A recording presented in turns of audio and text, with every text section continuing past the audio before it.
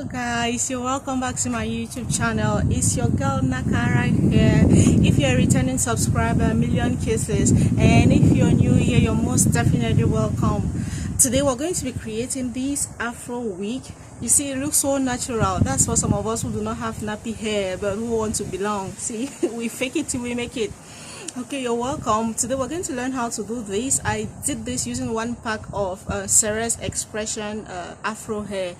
It's quite easy. You will not believe it. It's quite easy to achieve, like so easy. So we're going to get right in there and you're going to have fun with me, I'm sure of that. Please guys, like, share, comment, subscribe on my video, recommend me to your friends too.